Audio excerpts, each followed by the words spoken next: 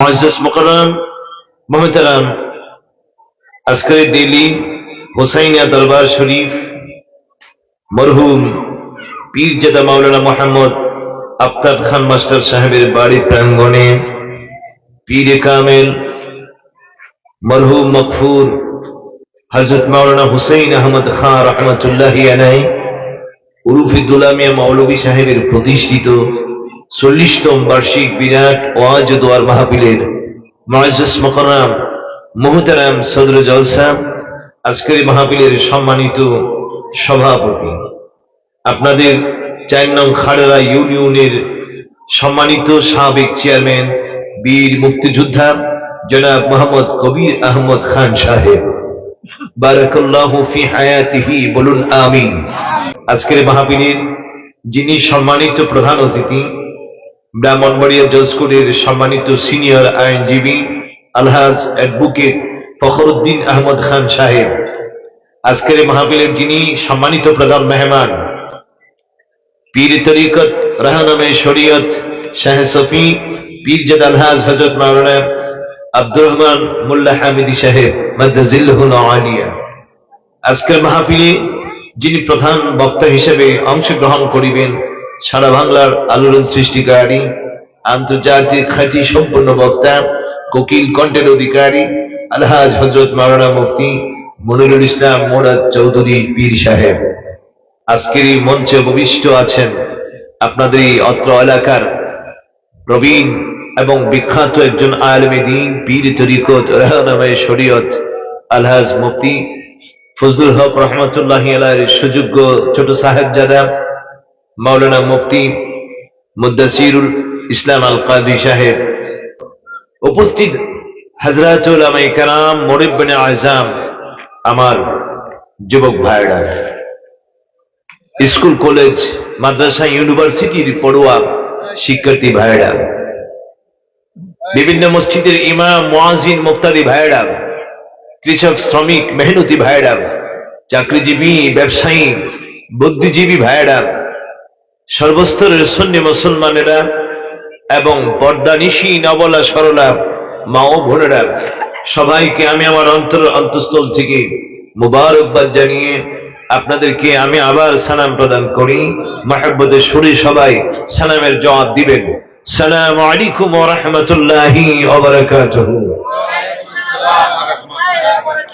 অসংখ্য অগণিত শুকর ও সুজুদ সে মহান আল্লাহ সুবহানাহু ওয়া তাআলার দরবারে, যিনি আজকের এই নূরানি ইমানি রূহানি ইরফানি আজিমুশ শান কোরআনের মাহফিলে, আজিমুশ শান হাদিস শরীফের মাহফিলে, আজিমুশ শান সুন্নিয়তের মাহফিলে, এই জান্নাতের বাগানে আমাদের সবাইকে আসার বসার, কোরআন ও হাদিস শরীফ থেকে আলোচনা করার এবং শোনার সুযোগ শক্তি তাওফিক যে আল্লাহ তাবারক ওয়া তাআলা প্রদান করেছেন, আসুন আমরা সেই মহান রব্বে করিমের দরবারে কালিমাতুশ শুকর আদায় করে আমরা সবাই বলি আলহামদুলিল্লাহ।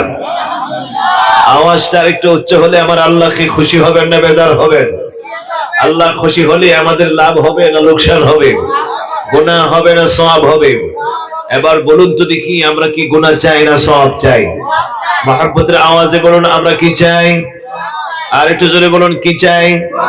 গুনাহ থেকে মাপ চাই, গুনাহ থেকে মাপ চাই। আজকের এই দিনিতে পীর কামেল মরহুম হযরত মাওলানা হুসাইন আহমদ খান রাহমাতুল্লাহি আলাইহির স্মরণে ওনার প্রতিষ্ঠিত মাহফিলে এমন একটি মজলিসে আমরা উপস্থিত হয়েছি যেখানে আসে মানুষ গুনাহ নিয়ে আর বাড়িতে যায় বেগুনাহ হয়ে। সুবহানাল্লাহ বলুন। আমাদের দেশে মেম্বার বলেন, চেয়ারম্যান বলেন, এমপি বলেন, মন্ত্রী বলেন, ওসি বলেন, ডিসি বলেন, প্রধানমন্ত্রী বলেন, এমনকি প্রেসিডেন্ট বলেন, সব সাহেবদের সমাবেশ আমাদের দেশে হয় কি হয় না? সব নেতা কর্মীদের সমাবেশ আমাদের দেশে হয় কি হয় না? আপনাদের এই এলাকায় কসবায় যদি বিশাল বড় একটি জনসভা করা হয়, প্রধানমন্ত্রী প্রেসিডেন্টও যদি আসা হয়, সব নেতা কর্মীরা এমপি মন্ত্রীরা সব যদি একটা মাঠে জমায়েত হয়, বিশাল একটি জনসভা যদি হয়, জনস্রোত যদি তৈরি হয়ে যায়, আচ্ছা বলেন তো দেখি কোন নেতা কর্মী কোন বক্তৃতায় কি এই কথা বলতে পারবে যে আপনারা আমার জনসভায় আসলে আপনাদের আমল নামা থেকে একটি করে গুনাহ মাফ হবে? কোন নেতা কর্মী এই কথা বলে?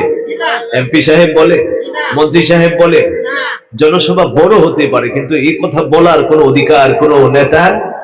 আর মাহফিল যত ছোট্ট হোক আর মাহফিল যত বড় হোক, মাহফিল যখন কোরআনের হয়, মাহফিল যখন হাদিস শরীফের হয়, এই মাহফিলে আসার নিয়ত করার সঙ্গে সঙ্গে আমলনামা থেকে গুনাহ মাফ হয়ে যায়। যেমন একটি মাহফিলে আসাতে বসাতে আমরা কি খুশি না বেজার? আমাদের ভাগ্য ভালো না খারাপ? সাথে সাথে আমরা তারিফ করি সেই নবী দুজাহার, যার তারিফ, যার গুণ কীর্তন, যার প্রশংসা সর্বক্ষণ সর্ব অবস্থায় যিনি করেন তিনি হলেন আল্লাহ। আমাদের নবীর প্রশংসা করেন কে? আপনার কি আমার সাথে আওয়াজ দিতে কষ্ট হবে? একটু মহব্বতের আওয়াজ দিবেন। রাসূলের প্রশংসা করেন কে? আমাদের নবীকে ইজ্জত দিয়েছেন কে? সম্মান দিয়েছেন কে? মর্যাদা দিয়েছেন কে? নবীদের নবী করেছেন কে? রাসূলদের রাসূল করেছেন কে? সাহেবুল আওলাদ করেছেন কে? সাহেবুল মেরাজ করেছেন কে? সাহেবুল কোরআন করেছেন কে? যাকে এত ইজ্জত দিয়েছেন আল্লাহ, তিনি হলেন মুহাম্মাদুর। যার প্রশংসা করে আল্লাহ, তিনি হলেন মুহাম্মাদুর সাল্লাল্লাহু তাআলা আলাইহি ওয়াসাল্লাম। বাদাস খোদা বুজুর্গ থি কিসসা মুখতাসার, আল্লাহর পরে যার মর্যাদা, আল্লাহর পরে যার আসন, তিনি হলেন মুহাম্মাদুর। তিনি সৃষ্টির সেরা, দুনিয়া ও আখিরাতের বাদশা, নবীদের নবী, সাইয়্যিদুল আম্বিয়া, ইমামুল মুরসালিন, খাতামুন নবীন, শফিউল মুজনবিন, রাহিতুল আশিকিন, সিরাজুল মুনীর, শামসুদ দুহা, বদরুদ দুজা, আফতাবে নবুয়ত, শাহেনশাহ রিসালাত, রাসূল আকরাম, নূরে মুজাসসাম, মুহাম্মাদুর রাসূলুল্লাহ সাল্লাল্লাহু তাআলা আলাইহি ওয়াসাল্লামকে আল্লাহ তাবারক ওয়া তাআলা আমাদের জন্য রাসূল করেছেন। আর সেই শ্রেষ্ঠতম নবীর উম্মত হওয়ার সুযোগ আল্লাহ পাক আমাদেরকে দান করেছেন। রাসূলুল্লাহ তারিফ করে, মহান আল্লাহর শুকর আদায় করে আমরা আরেকবার সবাই বলি আলহামদুলিল্লাহ। আল্লাহ যেমন মহান, আল্লাহ পাক আমাদেরকে একজন রাসূল দান করেছেন মহান। সুবহানাল্লাহ বলুন। আল্লাহ যেমন মহান, আমাদের নবীও। আল্লাহর যেমন সৃষ্টির, আল্লাহর যেমন কোনো তুলনা নাই, সৃষ্টির মাঝে আমার নবীরও কোনো তুলনা নাই। সুবহানাল্লাহ বলুন। এমন এক রাসূল আল্লাহ পাক আমাদেরকে দান করেছেন, যিনি সৃষ্টির মাঝে বেনজির বেমিসাল। আমার আল্লাহর যেমন কোনো আল্লাহ নাই, আমার নবীরও কোনো নবী।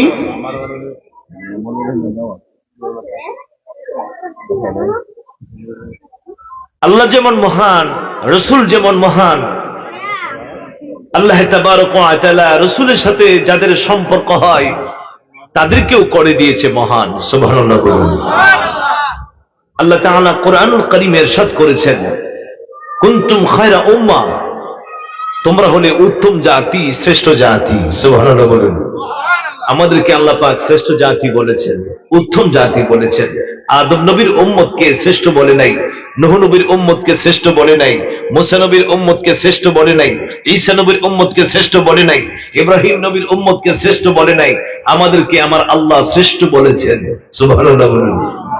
আল্লাহ যাদেরকে শ্রেষ্ঠ বলেন তাদের মর্যাদা বেশি না কম? দাম বেশি না কম?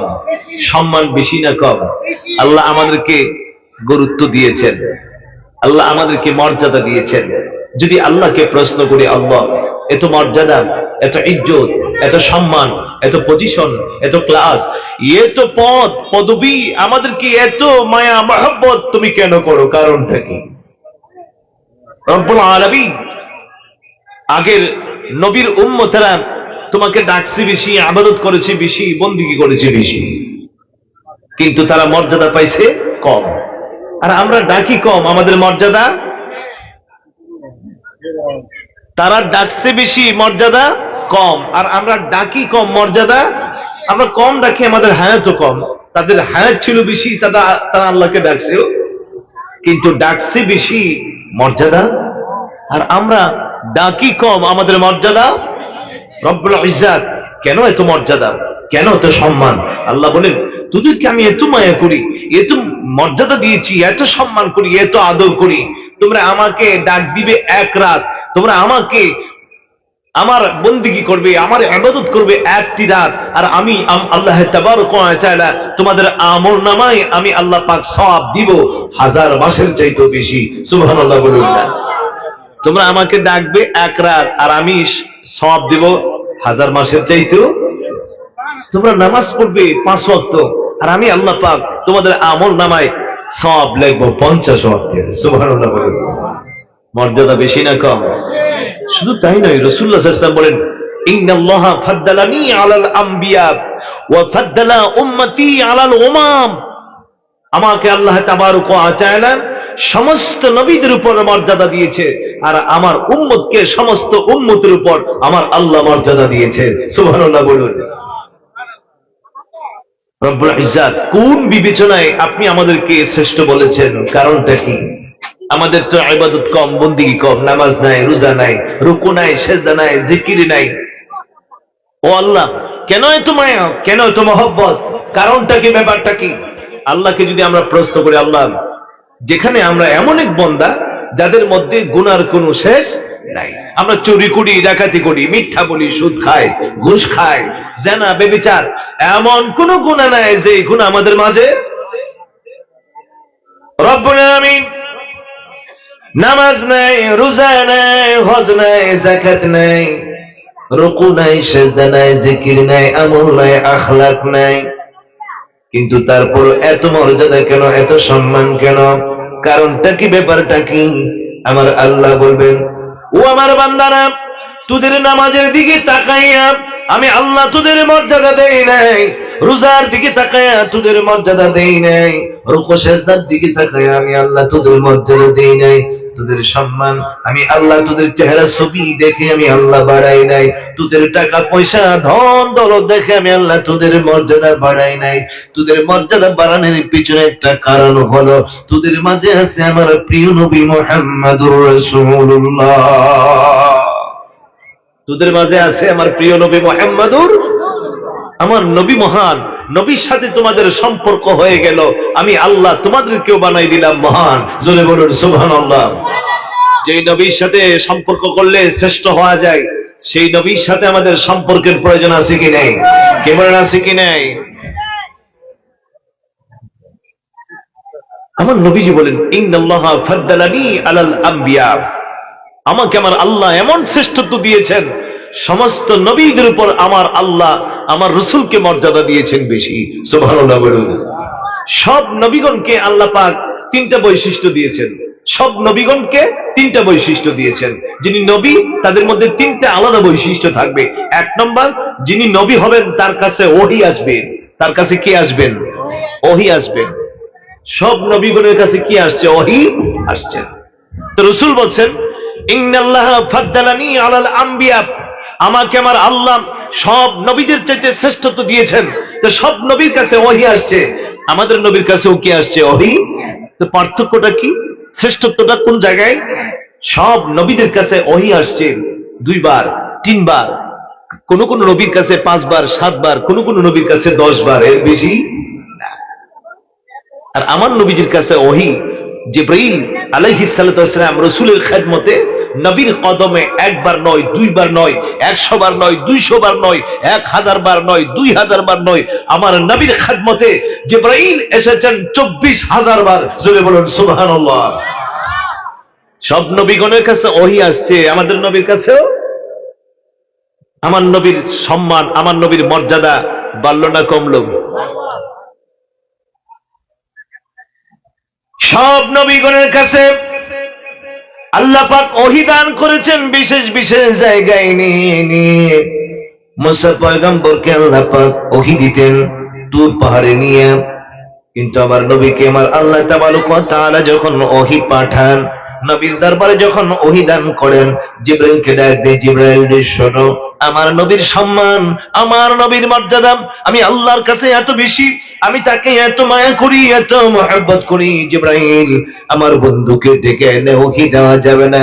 আমার বন্ধু যদি মক্কায় থাকে তুমি ওহী নিয়ে মক্কায় চলে যাবে। আমার রাসূল যদি মদিনায় থাকে তুমি ওহী নিয়ে মদিনায় চলে যাবে। আমার নবী যদি মিনায় থাকে তুমি ওহী নিয়ে মিনায় যাবে। আমার নবী যদি মুজদালিফায় থাকে তুমি মুজদালিফায় চলে যাবে। আমার নবী যদি আরাফাতের ময়দানে থাকে তুমি ওহী নিয়ে আমার নবীর কদমে চলে যাবে। এক কথায় আমার নবী যেখানে, তুমি আমার কোরআন নিয়ে নবীর খেদমতে সেইখানে চলে যাবে। সুবহানাল্লাহ বলুন। নবীজির মর্যাদা বাড়লো না কমলো? আমার নবী বলেন, ইন্নাল্লাহা ফাদ্দালানি আলাল আম্বিয়া, সব নবীগণের উপর আমার আল্লাহ আমাকে আলাদা মর্যাদা দিয়েছেন। মুসা পয়গম্বর তুর পাহাড়ে যাইতে চায় আল্লাহর সঙ্গে কথা বলার জন্য। আল্লাহ বলেন, মুসা রে, ইয়া মুসা ফাখলানা আলাইক, ও মুসা তোমার পায়ে জুতা দেখা যায়, জুতাগুলো খুলে তুমি তুর পাহাড়ে আসো। মুসা পয়গম্বর জুতাগুলো নিয়ে তুর পাহাড়ে যাইতে পারেন না। আর আমার নবীজি আরশ আজিমে যাই, জুতা খুলতে চাই।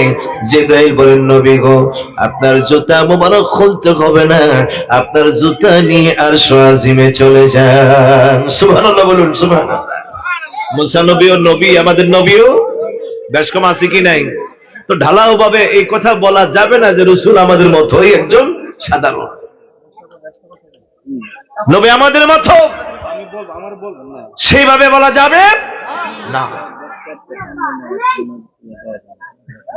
আমার ভাইরা, নবী আমাদের মতো হবে তো দূরের কথা, আমার নবীর মতো কোন নবীও আল্লাহ পাক তৈরি করেন নাই। মুসা নবী আল্লাহর দরবারে বারে বারে আরজি করত, রব্বি আরনি, রব্বি আরনি, রব্বি আরনি, আল্লাহ তুমি আমাকে দেখা দাও, আল্লাহ তুমি আমাকে দেখা দাও। আর আবার নবীর হায়াতে বাতে জীবনে কোনদিন বলে নাই রব্বি আরনি, রব্বি আরনি, আল্লাহ তুমি আমাকে দেখা দাও, আল্লাহ তুমি আমাকে দেখা দাও।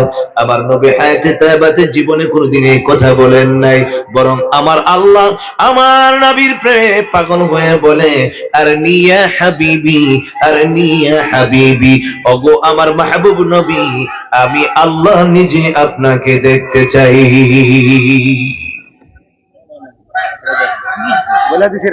আমার ভাইরা,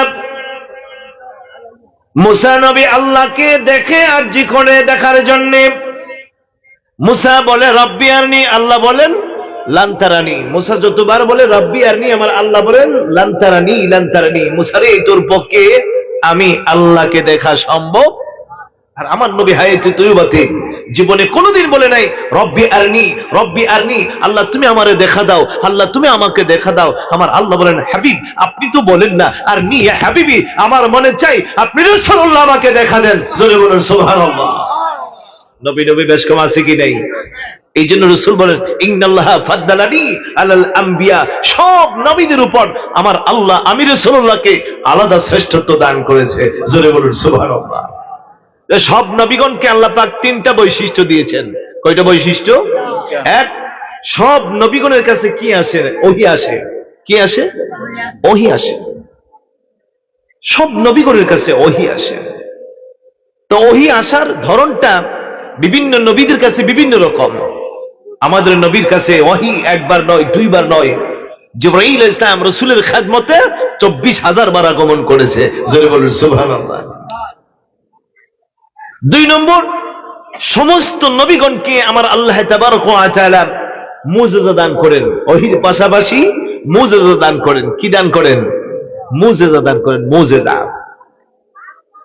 সমস্ত নবীগণকে আল্লাহ পাক তাদের নবুয়ত প্রচারের জন্য, তাদের নবুয়তের ভিত্তিটাকে মজবুত করার জন্য, বাতিলদের মোকাবেলা করার জন্য ঐশীয় শক্তি, আমার আল্লাহর কুদরতি শক্তি নবীগণকে দান করেন। এই ঐশীয় শক্তিটাকে, কুদরতি শক্তিকে বলা হয় মুজিজা।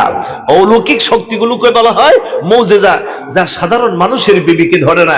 সায়েন্স বিজ্ঞান যাকে প্রমাণ করতে পারে না, এটাই হচ্ছে অলৌকিক ক্ষমতা, এটাকে বলা হয় মুজিজা। আর আউলিয়া কিরামদের মাধ্যমে যেটা প্রকাশ পায়, এটা বলা হয় কেরামত। ওলিদের মাধ্যমে যে অলৌকিক ঘটনাগুলো প্রকাশ পায়, এটা বলা হয় কেরামত। আর নবীগণের মাধ্যমে যেই অলৌকিক প্রকাশ পায়, এটা বলা হয় মুজিজা। নবীগণকে আল্লাহ পাক মুজিজা দান করেন। যিনি নবী হবে তার এক নম্বর বৈশিষ্ট্য থাকবে, তার কাছে ওহী থাকবে। দুই নম্বর বৈশিষ্ট্য হবে, তার মধ্যে কি থাকবে? মুজিজা থাকবে। সব নবীগণকে আল্লাহ পাক কিছু না কিছু মুজিজা দান করেছেন। যেমন দাউদ আলাইহিস সালামকে আল্লাহ পাক মুজিজা দান করেছিলেন। তিনি যখন কোন লোহা, তামা, কাঁসায় হাত লাগাইতেন, সঙ্গে সঙ্গে এটা মোমের মতো নরম হয়ে যেত। সুবহানাল্লাহ বলুন না। লোহা, তামা, কাঁসার ধর্ম নরম না শক্ত? শক্ত।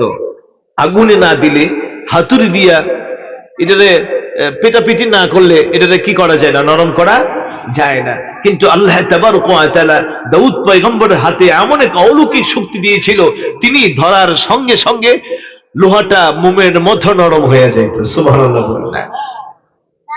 সুলাইমান পয়গম্বরকে আল্লাহ পাক মুজিজা দান করেছিলেন, তিনি একটা তক্তা পেয়েছিলেন আল্লাহর কুদরতি ভাবে। সেই তক্তায় যখন তিনি বসতেন, বাতাসে ওনাকে এক দেশ থেকে আরেক দেশে নিয়ে যাইতেন। তেল, মোবিল, ইঞ্জিন, ড্রাইভার কোনো কিছুর প্রয়োজন হইতো না, এটা বাতাসে হাওয়ায় চলতো। সুলাইমান আলাইহিস সালামের তক্তা। সুবহানাল্লাহ বলুন না। তিনাকে আল্লাহ পাক সেই মুজিজা দান করেছিলেন। মূসা আলাইহিস সালামকে যেই যুগে আল্লাহ পাক পাঠাইলেন, সেই যুগের লোকেরা জ্যোতিষী বিদ্যায় পারদর্শী ছিল, জাদুবিদ্যায় তারা পারদর্শী ছিল। মূসাকে এই ফেরাউনের জাদুবিদ্যার মোকাবেলায় করার জন্য মূসা আলাইহিস সালামকে আল্লাহ পাক একটা মুজিজা দিয়েছিল, একটা লাঠি দিয়েছিল। কি দিয়েছিল? লাঠি দিয়েছিল। লাঠি লাঠি। তো মূসা পয়গম্বর বলেন, আল্লাহ লাঠি দিলে হাতে আমি কি করব? মূসা তোর হাতে রাখ, কি করব পরে বলবো। ওদেরকে ডাক দেই যে ফেরাউনের যত ক্ষমতা আছে সব তোমার বিরুদ্ধে প্রয়োগ করার জন্য। তো মূসা আলাইহিস সালাম বলেন, ফেরাউন তোর যত শক্তি আছে আমার বিরুদ্ধে লাগা, আমার আল্লাহ আমার সাথে আছে। সুবহানাল্লাহ বলুন না।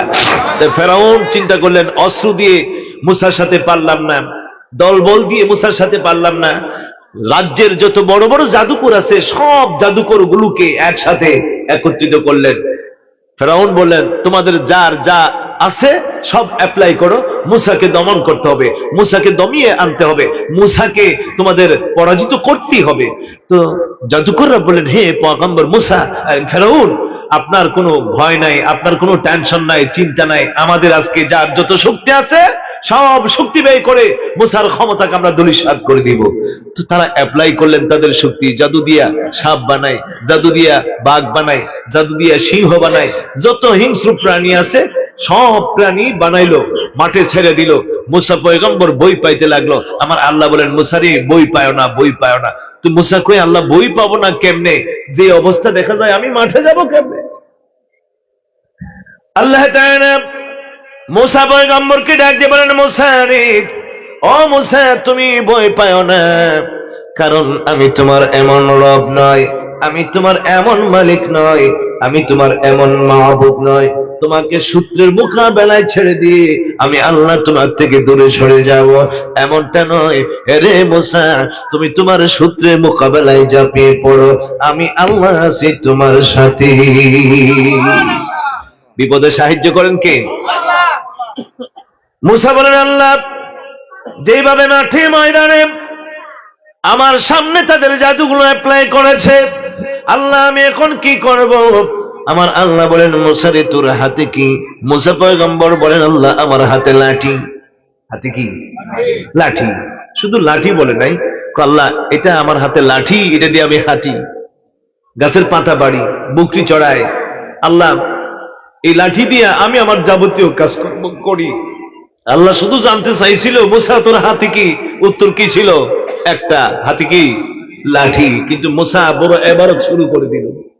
মূসা তুমি এত এবারত শুরু করলে, এটার কারণ ছিল মূসা পয়গম্বর যখন আল্লাহর সাথে কথা বলা শুরু করতেন ছাড়তেন না। আল্লাহ পাক কিছু একটু সুযোগ দিলে মূসা নবী শুধু আল্লাহর সাথে কথা বলতেন, কথা বলতেন। সুবহানাল্লাহ বলুন না। ছাড়তেন না আল্লাহকে। কিছু কিছু টেলিফোন আসলে ছেলেরা দেখবেন হ্যালো করে রাইখা দেয়, আবার কিছু কিছু টেলিফোন আসলে ছাড়তে মনে চায় না। খাইতে গেলেও কানে লাগাই রাখে, বাথরুমে গেলেও কানে লাগাই রাখে, ঘুমাইতে গেলেও কানে লাগাই রাখে, তারপরও কথা শেষ। এই টেলিফোন আর এই টেলিফোন বেশ কম আছে না? একজনের টেলিফোন ছাড়তে মনে চায় না, আরেকজনের সাথে কথা বলতে মনে চায় না। তার মানে যাকে সে ভালোবাসে তার টেলিফোন যখন আসে, যত কথা বলে ততই তার কি লাগে? ভালো। মূসা পয়গম্বর বলেন, আল্লাহ তোমার সঙ্গে যখন আমার টেলিফোন শুরু হয়ে যায়, আমার ছাড়তে মনে চায় না, ছাড়তে মনে চায় না, তোমার কথাগুলো শুনতে মনে চায়, শুনতে মনে চায়। আল্লাহ এই জন্য তুমি একটা বললে আমি মূসা জবাব দেই অনেকগুলো, যাতে করে কথার সময়টা বেড়ে যায়। সুবহানাল্লাহ। আমার আল্লাহ বলেন, মূসা রে, ও মূসা শুধু তাই নয়, তোমার হাতে লাঠি, শুধু লাঠি মনে করিও না, মুসা রে, হাতের লাঠি তুমি জমিনে ছেড়ে দাও। মুসা পয়গম্বর হাতের লাঠিটা জমিনে ছেড়ে দিল। যেই মাত্র মুসা নবীর লাঠি জমিনে ছেড়ে দিল, ছেড়ে দেওয়ার সঙ্গে সঙ্গে বিশাল বড় এক অজগর সাপ হয়ে যায়। বিশাল বড় অজগর সাপ হয়ে গেল। মুসা কই, আল্লাহ এখন কি হলো? তো ছাড়, তোর হাতের লাঠি ছাড়, যাইতে দে। যাইতে লাগলো। যত আপনার এই বনে মাঠের মধ্যে যত বাঘ ভাল্লুক সাপ বিচ্ছু ছিল সব এক একটা করে সাপের পেটের ভিতরে ঢুকায় ফেলতেছে। একটা জাদুকরদের কোন প্রাণী আর মাঠের ময়দানে নাই, সব খেয়ে ফেলছে মুসা পয়গম্বরের হাতের লাঠির সাপ। সুবহানাল্লাহ বলুন না। ছেড়ে দিলে সাপ আর হাতে নিলে লাঠি। ছেড়ে দিলে কি হয়? সাপ শুধু ছোট্ট বড় সাপ না, যত জাদু দিয়া যত প্রাণী বানাইলো সব খেয়ে ফেলছে। মুসা পয়গম্বর বলে, আল্লাহ এখন তো আমার বড় ভয় লাগে, আমারে খায় কিনা। আল্লাহ কই, না তোমাকে খাবে না। আল্লাহ থামাবো কেমনে? এখন তো ছেড়ে দিলাম, এটা আমি থামাবো কেমনে? আমার আল্লাহ বলেন, মুসা বই পায়ও না, হাতের লাঠি যেভাবে ধরেছিলে সাপের মাথায় সেইভাবে ধরো। ধরার সঙ্গে সঙ্গে সাপ আবার লাঠি হয়ে যায়। সুবহানাল্লাহ বলুন না। ঈসা নবীকে আল্লাহ পাক মুজিজা দিয়েছিলেন। তিনি চিকিৎসা বিদ্যায় বড় পারদর্শী ছিলেন। চিকিৎসকরা তখন চিকিৎসায় শ্রেষ্ঠত্ব অর্জন করেছিল ঈসা নবীর যুগে। কিন্তু কিছু কিছু চিকিৎসা বিজ্ঞানীরা তারা পারতেন না, কুলাইতে পারতেন না। আল্লাহ পাক ঈসা নবীকে সেই শক্তি দিয়েছিল। কোন জন্ম অন্ধকে কোন চিকিৎসার দ্বারা তারা ভালো করতে পারতেন না। ঈসা আলাইহিস সালাম হাত বুলাইলে সঙ্গে সঙ্গে জন্ম অন্ধ ভালো হয়ে যাইতেন। সুবহানাল্লাহ বলুন। কুষ্ঠরোগী গায়ে হাত বুলাইলে সঙ্গে সঙ্গে কুষ্ঠরোগী ভালো হয়ে যাইত। ঈসা নবীকে আল্লাহ সেই ক্ষমতা দিয়েছিলেন। কবরের পাড়ে দাঁড়িয়ে মুর্দারকে ডাক দিলে সঙ্গে সঙ্গে মুর্দার জিন্দা হয়ে যাইত। সুবহানাল্লাহ বলুন না। সব নবীগণকে একসাথে একত্রিত করে যতগুলো মুজিজা আল্লাহ পাক দান করেছেন, আমার নবীকে যদি এককভাবে একদিকে রাখেন, আমার রাসূলুল্লাহ সাল্লাল্লাহু আলাইহি ওয়াসাল্লামের মুজিজার সমান সমস্ত নবীদেরকে একসাথে একত্রিত করলেও আমার নবীর সমান হবে না। জোরে বলুন সুবহানাল্লাহ। আল্লাহ তাআলা কোরআনুল কারীমে বলেছেন, সবাই আমার সাথে পড়ুন, আউযু বিল্লাহি মিনাশ বিসমিল্লাহির রাহমানির রাহিম। ইয়া আইয়ুহান নাসু ক্বাদ জাআকুম বুরহানুম মির রাব্বিকুম ওয়া আনজালনা ইলাইকুম নূরাম মুবিনা। আল্লাহু আকবার বলুন। আল্লাহ তাআলা বলেন, ইয়া আইয়ুহান নাস, হে মানব সম্প্রদায়, কাদ জাআকুম, তোমাদের মাঝে আসিয়াছে বুরহান, তোমাদের মাঝে আসিয়াছে বুরহান। বুরহান আসিয়াছেন। এখন বুরহানের তাফসীর করেছেন প্রসিদ্ধ মতে দুইটা তাফসীর পাওয়া যায় বুরহানের। বুরহানের একটা অর্থ হলো হুজ্জাত, দলিল, আর একটা অর্থ হলো মুজিজা। মুজিজা বলেন আর দলিল বলেন। আমার আল্লাহ তাআলা বলেন, রাসূলুল্লাহ হলেন হুজ্জাতুল্লাহ, আমার আল্লাহ পাকের দলিল। সুবহানাল্লাহ বলুন। আর নবীকে আল্লাহ তাআলা বলেন, আমার নবী হলো মুজিজা। রাসূলুল্লাহর পা থেকে মাথা মুবারক পর্যন্ত সর্ব অঙ্গ ছিল মুজিজা। মুজিজা, জোরে বলুন সুবহানাল্লাহ। নবীগণের বিভিন্ন নবীগণের একটা দুইটা মুজিজা ছিল, আর আমার রাসূলুল্লাহকে আল্লাহ পাক গোটা অঙ্গ প্রত্যঙ্গ পা থেকে মাথা মুবারক পর্যন্ত সর্ব অঙ্গ মুজিজা করে পাঠিয়ে দিয়েছিলেন। জোরে বলুন সুবহানাল্লাহ। রাসূলুল্লাহর মাথা মুবারক মুজিজা, চোখ মুবারক মুজিজা, হাত মুবারক মুজিজা, গাম মুবারক মুজিজা, আমার নবীর চুল মুবারক মুজিজা, থুথু মুবারকও মুজিজা। সুবহানাল্লাহ বলুন না। আমার নবীর কথার মধ্যেও ছিল মুজিজা। আপনি আর আমি সামনে দেখি, পিছনে দেখার কোনো ক্ষমতা আমরা কি পিছনে দেখি? যতটুকুন চোখ যায় ততটুকুন দেখি। কিন্তু আমার আল্লাহ আমার রাসূলুল্লাহকে এমন এক চোখ দিয়েছেন, রাসূলুল্লাহ বলেন, ওয়াল্লাহি ইন্নী লা আরা মিন খালফি কামা আরা মিন বাইনি ইয়াদাইয়া। আমি রাসূলুল্লাহ আমার সামনে যে রকম দেখি, আমি নবী আমার পিছনেও সেই রকম দেখি। সুবহানাল্লাহ বলুন না। সুবহানাল্লাহ। আমার নবীর চোখের মুজিজা, নবীজি চক্ষু খুললে যে রকম দেখতেন, আমার নবীজি চক্ষু বন্ধ করলেও সেই রকম দেখতেন। সুবহানাল্লাহ। আমার নবীর পসিনা মুবারক, আপনারা আমার পসিনা, আমার ঘাম, আপনারা আমার ঘাম পারফিউম দিয়ে, সেন্ট আতর দিয়ে দুর্গন্ধ দূর করা যায় না, কিন্তু আমার নবীকে আমার আল্লাহ এমন এক পসিনা মুবারক দিয়েছিল, আমার নবীর ঘাম মুবারকের মধ্যে মেশক আম্বর চাইতে আরো বেশি পসিনা সুগন্ধি ছিল। জোরে বলুন সুবহানাল্লাহ। মেশক আম্বরের চাইতেও বেশি সুগন্ধযুক্ত ছিল আমার রাসূলুল্লাহর পসিনা মুবারক। সুবহানাল্লাহ বলুন না। হযরত আনাস রাদিয়াল্লাহু তাআলা আনহু একটানা নবীজির 10 বছর খেদমত করেছিলেন ছোট্ট অবস্থা থেকে। তা আনাস একদিন বলেন, নবী গো, একটা আরজি, একটা আবদার।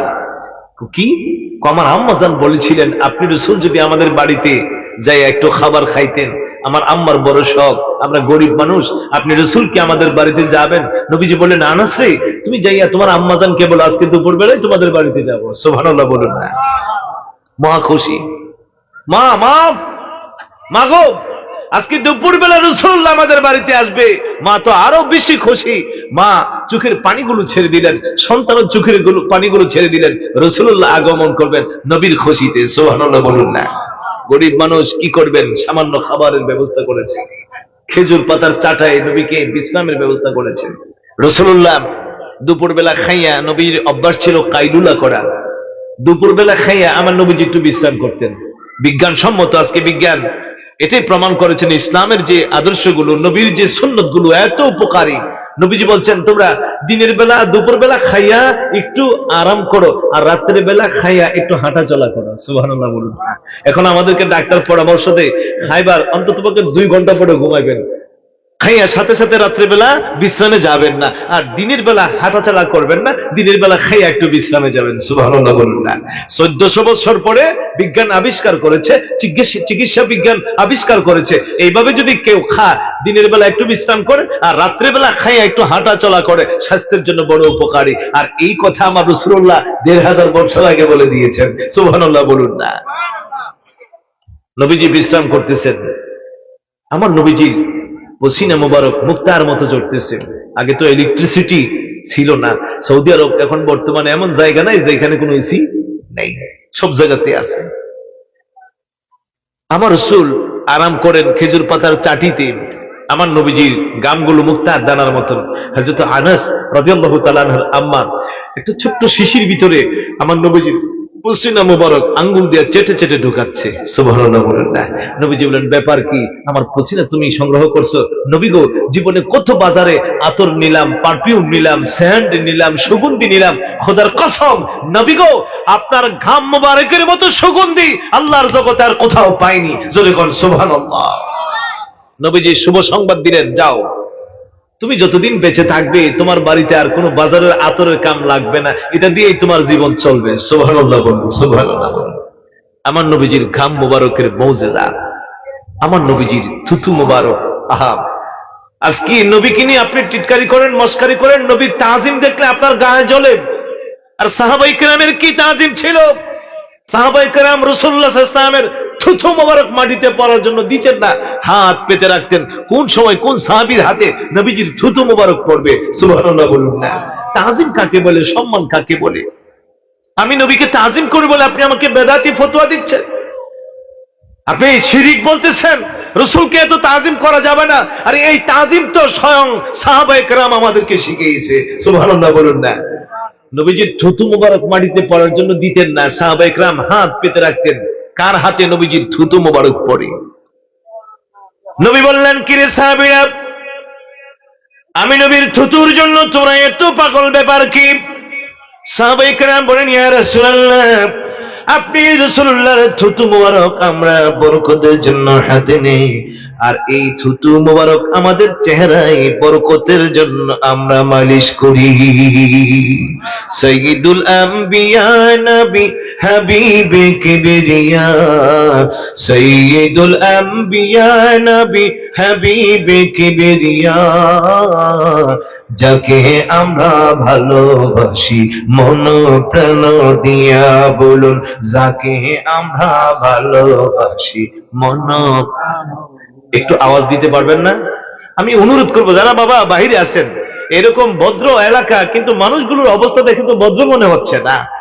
বাবা যারা রাস্তায় আসো একটু বসে পড়ো না, আসো না নবীর শানে নবীর প্রেমে আমরা একটু 1 ঘন্টা সময় কাটাই দিই, 2 ঘন্টা সময় কাটাই দিই।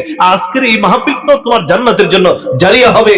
যদি মাহফিলে দুনিয়ার সব প্রোগ্রাম ক্যান্সেল করে বসে পড়ো, আজকের এই মাহফিলকে কেন্দ্র করে তোমার আর আমার নবী সুপারিশ করে জান্নাতে নিয়ে যাবে। সুবহানাল্লাহ বলুন। কত ব্যস্ততার মাঝে আমাদের চেয়ারম্যান সাহেব, সভাপতি সাহেব, প্রধান অতিথি সাহেব দুনিয়ার সব হাজারো ব্যস্ততা রেখে আজকে মাহফিলের মহব্বতে, নবীর মহব্বতে প্যান্ডেল স্টেজে বসে গিয়েছেন। এতে কি আমরা খুশি না বেজার? আমার নবীও খুশি না বেজার? হইতে পারে আজকের মাহফিলের উসিলায় তারা যে উদ্দেশ্যে আসছেন, এখন তার কোনো নির্বাচন নাই। অনেক সময় ওনাদেরকে দোষ দেয় যে নির্বাচন আসলে মাহফিলের প্রোগ্রামে পাওয়া যায়, বুড়ের জন্য আসে। এখন তার বুড়া বুড়ি নাই, এখন আসছে শুধু কেবল কোরআনের মহব্বতে, হাদিস শরীফের মহব্বতে।